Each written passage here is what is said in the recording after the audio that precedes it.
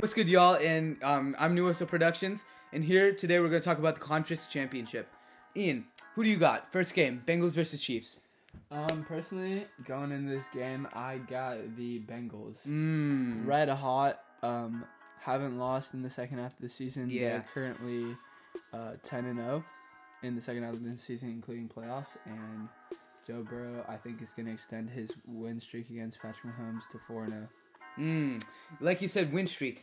Joe Burrow this season right now is 3-0. So it'll be interesting to see how Patrick Mahomes will respond, as earlier in the season the Bengals did defeat the Kansas City Chiefs. What do you think the final score will be? My prediction for the final score is going to be exactly what it was last year. What was that? 27-24 Bengals, I want to say. Yeah, I'm not sure if that's exactly the score last year, but I think 27-24 is a pretty fair score. I think the final score would be a little more high scoring, but not too much.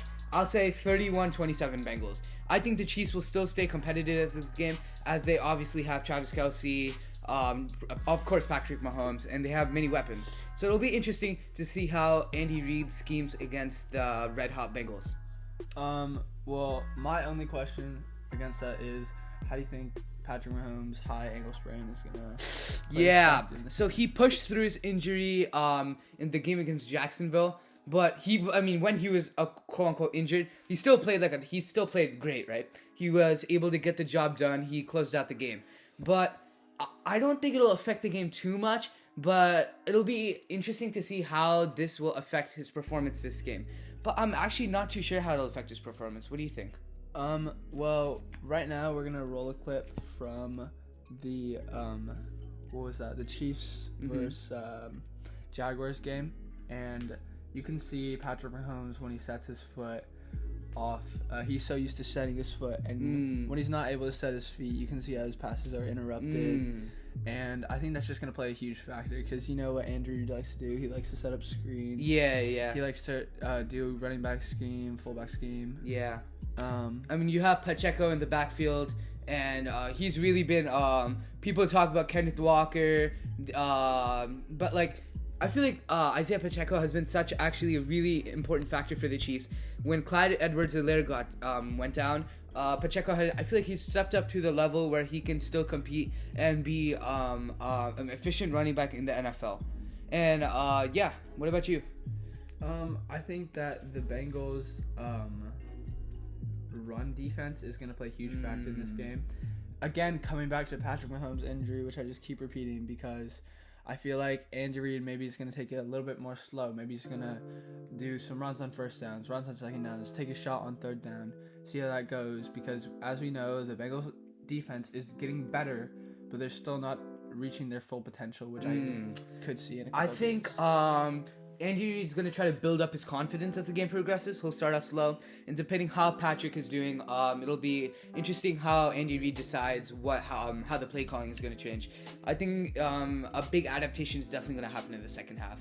And that's why the Bengals need to start off red hot and see what they can build. Yeah, they really need to build on the first half. I think if they can solidify a good first half, which is a complete opposite of what they did last year in the Confrence Championship, they can really succeed. Next game, Eagles versus 49ers. Who do you got? I have the red hot Brock Purdy led that beat our Seahawks. 49ers. Who you got? I got the complete I got the Eagles. Give me Jalen Hurts. Come on. The Eagles, you could say they did okay at the second half of the season, but at the end of the day, a 14-3 campaign is still amazing, right? So Jalen Hurts and AJ Brown, that connection has been so good this year. It'll be so interesting to see how they'll implement it in this game, and if they're gonna throw the ball deep to AJ Brown. But you saw how they blew out the Giants. That game was not close, bro. It was not close. But Giants are also frauds. Sorry, Giants fans, but you and the Vikings are all frauds. So, but you had a really good season, but not enough to play at a playoff level. You know what I'm saying? So I think another thing that's really going to step up is the pass rush, because I'd say the 49ers have a pretty decent offensive line. Actually not the best. But they do have a pretty solid offensive squad out there. I would say, in my opinion, Eagles have top 3 to best pass rush in the NFL. 4 people on their front 7 had more than 10 sacks, and that's like never been done in NFL history, I'm pretty sure. Like that amount of pass rush and that amount of consistency is really going to play a key role. What do you think, Ian? I think it's just going to come down to how you can defend the run game, how you can stop it when Brock Purdy goes off. And we see this, Brock Purdy buying time. They run a play action, and you just see Brock Purdy buying time in the pocket, rolling out right, rolling out left, whatever he does. And it's just, can the Eagles keep a consistent pressure? And if that consistent pressure can get to this young rookie quarterback. So something I find interesting when you say he rolls out of the pocket, I just keep thinking of the play where Brock Purdy comes out, I think versus Seattle, our Seahawks. He slips and then he comes back up and then he throws a beautiful completion down the field. I think he can definitely have somewhat of a playmaking ability, but he's very different quarterback than anyone I've ever seen. The first 2 games so far about the playoffs, he's played pretty well, right? Especially he's undefeated, right? Yeah. He's undefeated as a 49er. But a question I have for you is, how do you think CMC is going to have an effect in this game? He scored 12 touchdowns in 12 games. Do you think that streak is going to continue, a touchdown per game? Actually, I do. I don't believe that CMC will get a touchdown this game. I feel like... Do you think the Eagles defense will do well against the run? Yes, I do. Even the screens, CMC is dangerous. I think as we know, 49ers love to run screens, run a little play action on second down, take a shot down the field. That's what all NFL coaches love to do. Yeah. What I see is I see the 49ers really trying to pound the run game in the first quarter and them going down maybe a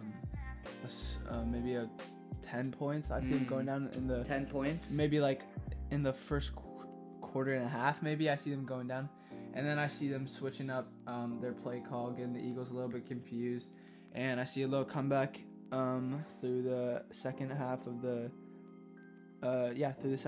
and I see a Brock Purdy led 49ers team go to the Super Bowl. And and speaking of the Super Bowl, I think it would be pretty cool to see a 49ers Chiefs rematch. Ooh, yeah, from 2019? I don't think it's going to happen, but I do believe that the 49ers are going to win, and I think the final score is going to be something like 31-24. I want to say. So for me, the final score, I would probably have to say it's going to be a little more of a low-scoring game. I think the defenses are going to reign supreme. The Eagles and 49ers defense are both top of the NFL. So I think the final score is going to be 21-17 Eagles. And I think that Jalen Hurts, A.J. Brown is really going to be a key factor in this game, as I think he's going to catch a deep touchdown. So, What about you? I think, the reason I'm picking a slightly more high-scoring game is because when I feel like maybe the offenses get out to a red-hot start, and that puts a lot of pressure on these young quarterbacks to go out and respond. And I think that they're both amazing quarterbacks, and they'll be able to respond in the nick of time, and that'll lead to a more high-scoring game. Jalen Hurts had a lot of doubters when he went into the season, and he was really able to... MVP narrative. He's really able to, shut them up. I'm going to be interested in how Brock Purdy will evolve next season. As you know, don't forget about Trey Lance. He was a top 5 pick, and it'll be interesting to see if the 49ers will still start Trey Lance. I have a feeling I don't know. Start Trey Lance. Yeah, because he's a top 5 pick at the end of the day. But Brock Purdy, he's playing so well. And what do you think Brock Purdy's trade value is? Trade value. Obviously, the 49ers, I don't think, would not trade him. But if they did, I feel like either way, you upset a quarterback. I would say, right now, he's still a rookie. So I'd say maybe a second-round pick. A second round pick for Brock Purdy? Yeah. Ooh, I say that because that's really high in my opinion. I do not know if he's worth that much. I think he's built around such a great system in the San Francisco. Yeah, that's what you have to be worrying about. Is the system carrying Brock Purdy, or is it Brock Purdy? I don't think we've ever seen such a dominant team on both sides of the ball. And I think that's going to play just a huge factor. Anyways, guys. That's all we have for today. Thank you for watching, and I'll see you later. Bye bye.